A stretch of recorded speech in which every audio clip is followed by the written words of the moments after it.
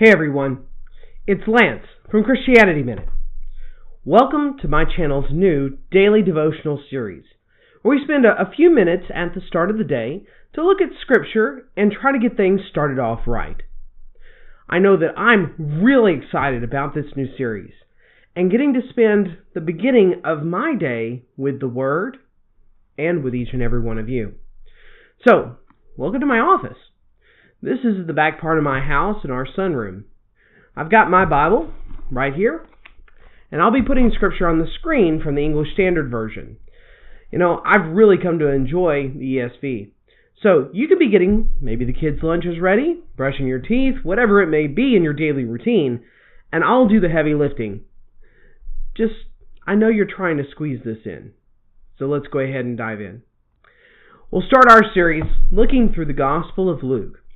We'll focus almost exclusively on Luke for now, and even though I know the Synoptic Gospels, Matthew, Mark, and Luke, are best read in tandem, but we're going to narrow our scope a little bit too much almost to keep this short so that you can get on with your busy life, and mine too. Go ahead and look at the first chapter of Luke, and we're going to start at the beginning. Starting in Luke chapter 1, starting in verse 1, it says, "Insomuch as many have undertaken to compile a narrative of the things that have been accomplished among us, just as those who from the beginning were eyewitnesses and ministers of the word have delivered them to us, it seemed good for me also, having followed all things closely for some time past, to write an orderly account for you, most excellent Theophilus, that you may have certainty concerning the things which you have been taught." Now we can establish right away this is a letter. We see the letter is addressed to someone by the name of Theophilus in verse 4, and that this individual has been taught about Jesus. The writer, who's not named, describes that many have attempted to compile a narrative of the things that have been accomplished among us. This gives us indication that this is not the first narrative of Jesus' life that had been written. You know, the estimated dating of the Gospel of Luke is somewhere in the late 80s, putting it after the writing of both Mark and Matthew.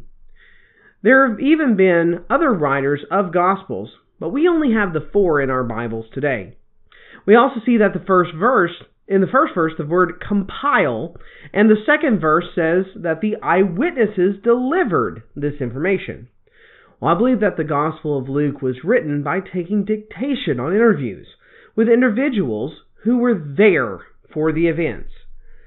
And we're going to see that as we go through the book, and we'll point that out. The author was not present until much later in his story. The story says that he's actually will not span only one book.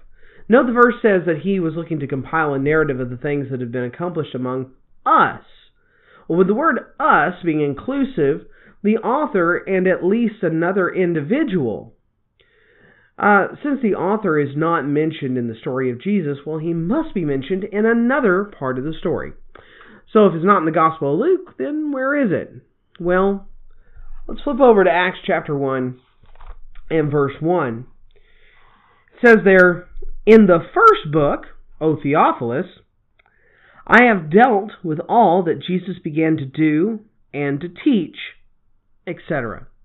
The author says that this is part 2 of the saga which was written in Luke. The name of Theophilus makes it really easy to link the two books together. In the book of Acts is also where we can find the word us, where it comes into play. And we're able to identify the author since he doesn't do it himself. The book of Acts does change from a third person telling to a first person telling in the passages referred to as the we passages. Now, we, no pun intended, won't read them, but those are Acts chapter 16, verses 10 through 17, Acts 20, 21, and 27, and 28. Suddenly, in these verses, the author signals that he's part of Paul's party and still doesn't identify himself. To find out who the mystery person is, we have to look into the writings of another individual listed in the story, Paul. Paul writes in 2 Timothy chapter 4, verse 11, and Philemon, verse 24, that Luke is a companion, and describes him again as a physician in Colossians chapter 4 and verse 14.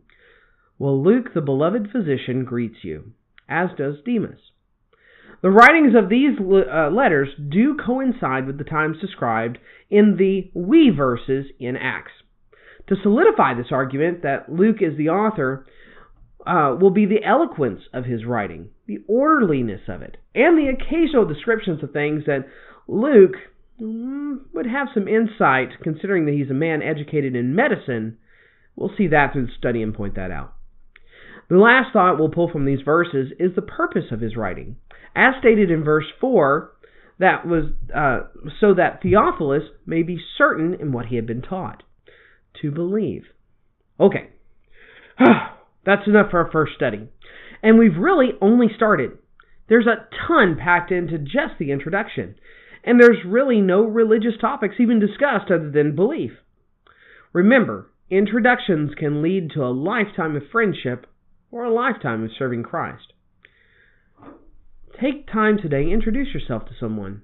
If you don't have the opportunity, well, maybe introduce someone to Christ that you may already know, the way Luke is doing here for Theophilus. That should have been your Christianity Minute daily devotional for the day. Be sure to leave a like and subscribe and hit the bell icon for notifications. Feel free to leave a comment if you've learned something today. You can use it like a journal to help you remember what we talked about. Sometimes putting in your own words really does help.